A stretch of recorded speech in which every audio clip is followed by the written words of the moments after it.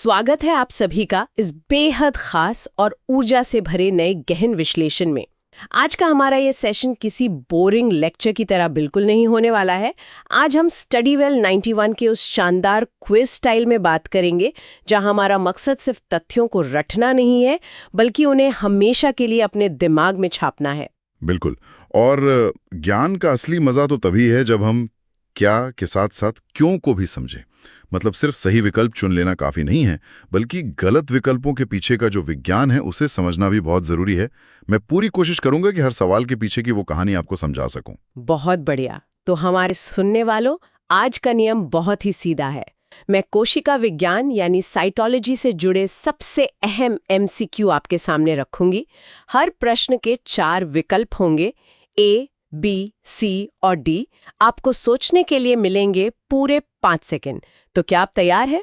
चलिए शुरू करते हैं हमारे पहले सेक्शन से, कोशिका विज्ञान की नींव। इतिहास से शुरुआत करना हमेशा सही रहता है। तो देखते हैं पहला सवाल क्या है। तो पहला प्रश्न ये रहा, कोशिका विज्ञान, जिसे साइटोलॉजी कहा जाता है, असल में क्या है? आपके विकल्प है ए, कोशिकाओं का अध्ययन, बी, ऊतकों का अध्ययन, सी, अंगों का अध्ययन या डी, जीवों का वर्गीकरण। आपका समय शुरू होता है अब। 5, 4, 3, 2, 1। समय समाप्त। और सही उत्तर है विकल्प ए, कोशिकाओं का अध्ययन। एकदम सही। देखिए, इसे समझना बहुत आसान है। साइटो यानी कोशिका और लॉजी का मतलब होता है अध्ययन। और इसकी एक बहुत ही मजेदार ट्रिक है जो परीक्षाओं में बहुत काम आती है। कौन सी ट्रिक? आप साइटो शब्द को अंग्रेजी के शब्द साइट SIGHT यानी देखने से जोड़ सकते हैं, क्योंकि सूक्ष्मदर्शी से देखे बिना कोशिकाओं का अध्ययन तो संभव ही नहीं था ना। रॉबर्ट हुक ने 1665 में पहली बार इसे देखा था। अरे वाह, साइट से साइटो, ये तो बहुत ही स्मार्ट तरीका है। तो इसी बात पर बढ़ते हैं हमारे दूसरे प्रश्न की तरफ। सर्वप्रथम कोशिका की खोज किसने और कब की थी? आपके विकल्प हैं A, Robert Brown 1831, B, Robert Hooke 1665, C, Theodor Schwann 1839 या डी, रुडोल्फ विर्चोव 1855। 5, 4, 3, 2, 1 और इसका सही जवाब है विकल्प बी, रॉबर्ट हुक 1665। हाँ, और यहाँ एक बहुत ही दिलचस्प परीक्षा का तथ्य यानी एग्जाम फैक्ट है। रॉबर्ट हुक ने जो कोशिका देखी थी ना कॉक के टुकड़े में, वो असल में एक मृत कोशिका थी, डेड सेल। अच्छा, मतलब उसमें कोई जीवन नहीं था? बिल्कुल नहीं, वो सिर्फ सूखी हुई कोशिका भित्ति थी। और इसे याद रखने की ट्रिक भी बड़ी शानदार है। हुक मतलब कांटा। तो ऐसे सोचिए कि हुक से फंसाकर एक मृत कोशिका को बाहर निकाला गया। हुक से फंसाकर मृत कोशिका निकाली, ये ट्रिक तो कोई नहीं भूलने वाला। अब आते हैं तीसरे प्रश्न पर। ओमनिस सेलुली सेलुला, जिसका मतलब है कि नई कोशिकाओं का निर्माण पहले से मौजूद कोशिकाओं से ही होता है, ये सिद्धांत किसने दिया था? विकल्प ए, श्लाइडेन, बी, श्वान, सी, रुडोल्फ विर्चोव या डी, रॉबर्ट ब्राउन। 5, 4, 3, 2, 1 और सही उत्तर है विकल्प सी, रुडोल्फ विर्चोव। बिल्कुल। लेकिन 1 मिनट रुकिए, यहाँ मेरे दिमाग में एक काउंटर सवाल आ रहा है। बचपन से हम जीव विज्ञान में पढ़ते आए हैं कि कोशिका सिद्धांत तो श्लाइडेन और श्वान ने दिया था, फिर यहाँ रुडोल्फ विर्चोव का नाम सही उत्तर क्यों है? यही वो जगह है जहां अक्सर प्रतियोगी परीक्षाओं में छात्र गलती कर बैठते हैं। देखिए, श्लाइडेन जो कि एक वनस्पति वैज्ञानिक थे और श्वान जो प्राणी वैज्ञानिक थे, उन्होंने मूल सिद्धांत तो दिया था कि सब कुछ कोशिकाओं से बना है। हाँ, वो तो उन्होंने बताया था, लेकिन वो ये नहीं बता पाए कि नई कोशिकाएं आती कहां से हैं। उस समय लोग सोचते थे कि कोशिकाएं शायद अपने आप हवा में से पैदा हो जाती हैं। फिर 1855 में विर्चोव आए। उन्होंने बताया कि कोशिकाएं विभाजित कैसे होती हैं। अच्छा, तो उन्होंने उस पुरानी पहेली को सुलझाया। बिल्कुल। और ट्रिक सुनिए, विर्चोव को आप हिंदी के शब्द विचार से जोड़िए। मतलब विर्चोव ने एक नया विचार दिया कि पुरानी कोशिकाओं से ही नई कोशिकाएं बनती हैं। विर्चोव का नया विचार, बहुत ही बेहतरीन। चलिए, अब हम कोशिका के आकार और जटिलता के स्पेक्ट्रम में चलते हैं। तो प्रश्न नंबर 4, प्रकृति में पाए जाने वाली सबसे छोटी कोशिका कौन सी है जिसका आकार सिर्फ 0.3 माइक्रोमीटर होता है? विकल्प ए, जीवाणु, बी माइकोप्लाज्मा, सी शुतुरमुर्ग का अंडा या डी PPLO? 5, 4, 3, 2, 1। और सही उत्तर है विकल्प बी माइकोप्लाज्मा। और इसके बारे में एक बहुत ही हैरान करने वाला एग्जाम फैक्ट ये है कि ये माइकोप्लाज्मा बिना ऑक्सीजन के भी जिंदा रह सकता है। बिना ऑक्सीजन के? ये तो सच में अजीब है। हाँ, और सामान्य जीवाणु इसके मुकाबले काफी बड़े होते हैं, करीब 3 से 5 माइक्रोमीटर के। इसकी ट्रिक इसके नाम में ही छिपी है। माइक्रो का मतलब सबसे छोटा, और साथ में प्लाज्मा, तो बन गया सबसे छोटा प्लाज्मा, माइकोप्लाज्मा। एकदम लॉजिकल है। तो अगला सवाल इसी जटिलता से जुड़ा है। प्रश्न 5, प्रोकैरियोटिक और यूकैरियोटिक कोशिका के बीच मुख्य अंतर क्या है? ए, कोशिका भित्ति का आकार, बी, झिल्ली युक्त केंद्रक की उपस्थिति या अनुपस्थिति, सी, राइबोसोम का रंग, या डी, कोशिका द्रव्य की मात्रा। 5, 4, 3, 2, 1। और जवाब है विकल्प भी, झिल्ली युक्त केंद्रक की उपस्थिति या अनुपस्थिति। यही वो अंतर है जो पूरे जीव विज्ञान को 2 हिस्सों में बांट देता है। प्रोकैरियोटिक कोशिकाओं में जो DNA होता है ना, वो नग्न होता है, यानी किसी सुरक्षित तिजोरी में बंद नहीं होता। इसे प्लाज्मेट कहते हैं। मतलब वो बस ऐसे ही खुला तैरता रहता है। हाँ, बिल्कुल। और इनमें ऊर्जा बनाने के लिए मीजोसोम पाया जाता है। वहीं दूसरी तरफ यूकैरियोटिक कोशिकाओं में DNA एक बहुत ही सुरक्षित झिल्ली वाले केंद्रक में होता है। और इसके लिए भी हमारे पास एक स्मार्ट ट्रिक है। प्रो मतलब प्राचीन या बिना पक्की झिल्ली वाला, प्रिमिटिव, और यू मतलब सत्य या पक्की झिल्ली वाला, ट्रू। बहुत बढ़िया। ये शब्दों की जड़ को समझना ही असली शॉर्टकट है। तो इसी केंद्रक की बात को आगे बढ़ाते हैं हमारे तीसरे सेक्शन में, कोशिका का नियंत्रण कक्ष और निर्माण कारखाने। प्रश्न नंबर 6, कोशिका के नियंत्रण कक्ष यानी केंद्रक की खोज 1831 में किसने की? A, Camillo Golgi, B, Robert Brown, C, George Palade, या डी, श्वान? 5, 4, 3, 2, 1। और सही उत्तर है विकल्प बी, रॉबर्ट ब्राउन। और इसी केंद्रक के अंदर क्रोमैटिन पाया जाता है, जो कि DNA और हिस्टोन प्रोटीन से मिलकर बना होता है। ये क्रोमैटिन ही कोशिका का सारा डेटा संभालता है। यानी ये कोशिका का असली बॉस है। बिल्कुल बॉस है।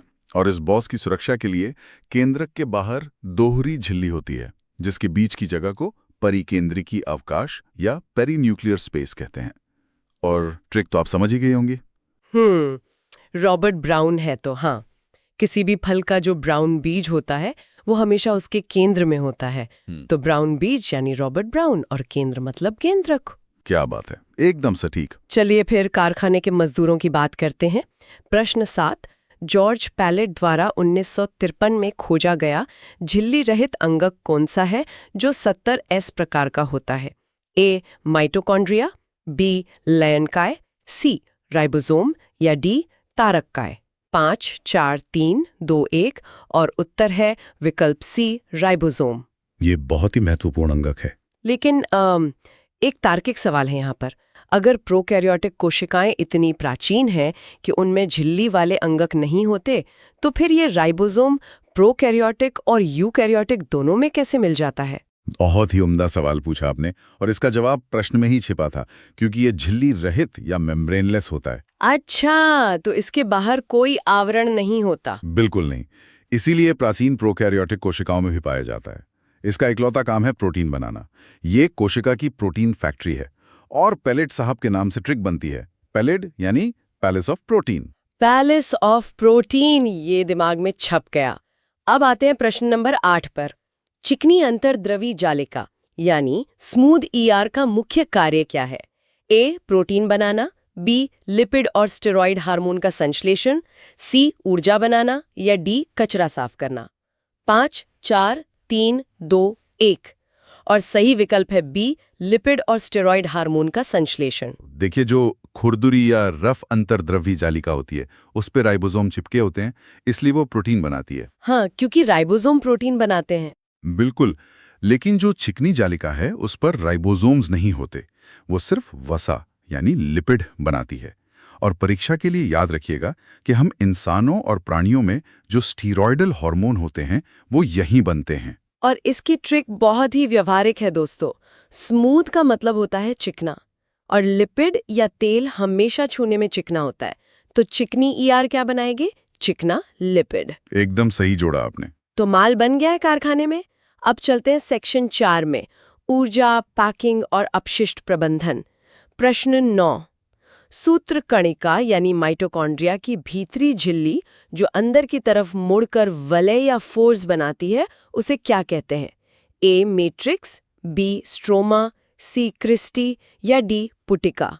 5, 4, 3, 2, 1 और सही जवाब है विकल्प सी क्रिस्टी। और ये मुड़ना बहुत जरूरी है। ये जो क्रिस्टी है ना, ये एटीपी उत्पादन के लिए सतह का क्षेत्रफल यानी सरफेस एरिया बढ़ाती है। मतलब जितनी ज्यादा मुड़ी हुई झिल्ली उतनी ज्यादा ऊर्जा। बिल्कुल, जगह छोटी है तो झिल्ली को मोड़ कर फिट कर दिया ताकि ज्यादा एंजाइम काम कर सकें। और एग्जाम फैक्ट ये है कि माइटोकॉन्ड्रिया इतना खास है कि इसके पास अपना खुद का वृत्ताकार डीएनए और 70S राइबोसोम होता है। और हमारी ट्रिक है क्रिस्टी मतलब एरिया बढ़ाए। चलिए पैकिंग डिपार्टमेंट में चलते हैं। प्रश्न 10, कोशिका के भीतर पदार्थों के संवेष्टन या पैकेजिंग का कार्य कौन करता है, जिसकी खोज 1898 में हुई थी? ए गोल्जी उपकरण, बी केंद्रक, सी लवक या डी लयनकाय? 5, 4, 3, 2, 1 और सही उत्तर है विकल्प ए गोल्जी उपकरण। इसे कैमिलो गोल्जी ने खोजा था। जो भी प्रोटीन या लिपिड बनता है, ये उसे पुटिकाओं यानी छोटी छोटी वेसिकल्स में पैक कर देता है। मतलब ये कोशिका का अमेज़न डिलीवरी सेंटर है। और ट्रिक है गोल्जी मतलब सामान के गोल पैकेट। हाँ, गोल पैकेट से गोल्जी याद रहेगा। अब कचरा साफ करते हैं। प्रश्न 11, लायनकाय या लाइसोसोम में मौजूद जल अपघटकीय एंजाइम किस परिस्थिति में सबसे ज्यादा सक्रिय होते हैं? ए क्षारीय, बी तटस्थ, सी अम्लीय या डी तापमान रहित? 5, 4, 3, 2, 1 और जवाब है विकल्प सी अम्लीय या एसिडिक परिस्थिति में। और यहाँ एक बहुत ही गहरा कनेक्शन है जो अक्सर किताबों में छिप जाता है। ये जो लयनकाय है ना, इसका निर्माण कोई और नहीं बल्कि हमारा गोल्जी उपकरण ही करता है। अरे मतलब पैकिंग वाला ही सफाई कर्मचारी बना रहा है। हाँ, गोल्जी काय संवेष्टन विधि से इसे बनाता है और इसके अंदर का एसिड इतना खतरनाक होता है कि अगर ये फट जाए तो पूरी कोशिका नष्ट हो जाती है। इसीलिए इसे आत्मघाती थैली कहते हैं। इसीलिए हमारी ट्रिक है लाइसो मतलब लॉस, सब कुछ नष्ट करने वाला एसिड जो पूरा लॉस करवा दे। वाह। अब बढ़ते हमारे अंतिम सेक्शन की ओर, वनस्पति बनाम जंतु। प्रश्न 12, पौधों में मंड या स्टार्च, तेल और प्रोटीन का भंडारण कौन सा लवक या प्लास्टिड करता है? ए हरित लवक, बी वर्णी लवक, सी अवर्णी लवक या डी इनमें से कोई नहीं? 5, 4, 3, 2, 1 सही उत्तर है विकल्प सी अवर्णी लवक यानी ल्यूकोप्लास्ट। पौधों में 3 मुख्य लवक होते हैं। क्लोरोप्लास्ट जो हरा होता है और खाना बनाता है, क्रोमोप्लास्ट जो रंगीन होता है, जो फूलों को रंग देता है। बिल्कुल, और तीसरा है अवर्णी लवक, इसके पास कोई रंग नहीं होता। तो ट्रिक ये हुई कि ल्यूको का मतलब है व्हाइट या खाली, और जो जगह खाली है वहीं तो भंडारण होगा ना। बहुत ही बढ़िया लॉजिक है। अब मूवमेंट की बात करते हैं। प्रश्न 13, पक्षमाभ यानी सीलिया और कशाबिका यानी फ्लजेला में सूक्ष्म नलिकाओं की व्यवस्था कैसी होती है? ए 9+0, बी 9+2, सी 8+2 या डी 6+3? 5, 4, 3, 2, 1 सही जवाब है विकल्प बी 9+2 प्रणाली। अगर आप इन्हें काटकर अंदर से देखेंगे तो परिधि पर 9 नलिकाएं होती हैं और केंद्र में 2। और एक और फैक्ट याद रखिए, जीवाणु की जो कशाबिका होती है वो 3 भागों में बटी होती है, तंतु, अंकुश और आधारीय शरीर। और इसे याद रखने की हमारी मजेदार ट्रिक है, कोशिका को चलाने के लिए 9 से 2 की शिफ्ट में ड्यूटी करनी पड़ती है। 9+2। ये तो मुझे भी याद हो गई। चलिए प्रश्न 14, ऐसा कौन सा मुख्य अंगक है जो पादप कोशिका में अनुपस्थित होता है लेकिन जंतु कोशिका विभाजन में सबसे अहम भूमिका निभाता है? ए तारककाय, बी रिक्तिका, सी माइटोकॉन्ड्रिया या डी राइबोसोम? 5, 4, 3, 2, 1 और सही उत्तर है विकल्प ए तारककाय या सेंट्रोसोम। की तरह होते हैं जो गुणसूत्रों को खींचकर बांटते हैं। यानी हमारी ट्रिक होगी तारक काय मतलब तारों जैसी चमक वाला वो धागा जो सेंटर से काटकर कोशिका को डिवाइड कर दे। बिल्कुल। तो दोस्तों अब हम आ गए हैं हमारे आज के अल्टीमेट रिवीजन प्रश्न पर। प्रश्न 15, पादप बनाम जंतु और प्रोकैरियोटिक बनाम यूकैरियोटिक के बीच मुख्य अंतरों को एक ही स्थान पर प्रस्तुत करने वाले मैट्रिक्स का उद्देश्य क्या है? ए, त्वरित संशोधन यानी क्विक रिवीजन, बी, भ्रम पैदा करना, सी, केवल चित्र बनाना, या डी, इनमें से कोई नहीं। 5, 4, 3, 2, 1। और इसका बहुत ही स्पष्ट उत्तर है विकल्प ए, त्वरित संशोधन। और इस त्वरित संशोधन के लिए मैं छात्रों को एक अचूक हथियार देना चाहूंगा। पैक करो, PAC। अच्छा, ये PAC क्या है? P से प्लांट, प्लांट में सेल वॉल होती है। A से एनिमल, एनिमल में सेंट्रोसोम होता है। और C से कॉमन, राइबोसोम, जो दोनों में कॉमन होता है। ये क्विक रिवीजन का सबसे बेहतरीन तरीका है। वाह, प्लांट, एनिमल और कॉमन, PAC। तो इसी के साथ मैं आप सभी सुनने वालों को बधाई देना चाहूंगी। आपने स्टडी वेल 91 के इस तेज तर्रार और एनर्जेटिक सेशन में कोशिका विज्ञान के सबसे महत्वपूर्ण तथ्यों को इन शानदार ट्रिक्स के साथ क्रैक कर लिया है। लेकिन जाने से पहले मैं एक बहुत ही गहरा विचार छोड़कर जाना चाहता हूँ। हाँ, बिल्कुल बताइए। हमने बात की थी कि माइटोकॉन्ड्रिया के पास अपना खुद का DNA है, उसका अपना 70S राइबोसोम है, जो बिल्कुल किसी प्राचीन बैक्टीरिया जैसा दिखता है। हाँ, आपने बताया था। तो क्या यह संभव है कि लाखों करोड़ों साल पहले हमारी कोशिकाओं ने ऊर्जा पाने के लिए किसी स्वतंत्र रूप से घूमने वाले बैक्टीरिया को अपने अंदर बसा लिया हो? अरे बाप रे, मतलब एक बैक्टीरिया हमारे अंदर एक पावर प्लांट बनकर रह रहा है। विज्ञान की दुनिया में इसे एंडोसिम्बायोटिक थ्योरी कहते हैं। ये एक ऐसा विचार है जो आपको ये सोचने पर मजबूर कर देगा कि क्या हम पूरी तरह से इंसान हैं या प्राचीन सूक्ष्म जीवों का एक चलता फिरता शहर है। ये तो सच में रोंगटे खड़े कर देने वाला विचार है। आप सभी इस एंडोसिम्बायोटिक थ्योरी के बारे में और जानने की कोशिश जरूर कीजिएगा। तो बिना किसी रुकावट के ऊर्जा के साथ हम आज के इस गहन विश्लेषण को यहीं समाप्त करते हैं। आगे भी विज्ञान के ऐसे ही अनसुलझे रहस्यों और ट्रिक्स के साथ आपसे जुड़ते रहेंगे। सीखते रहिए और आगे बढ़ते रहिए। नमस्कार।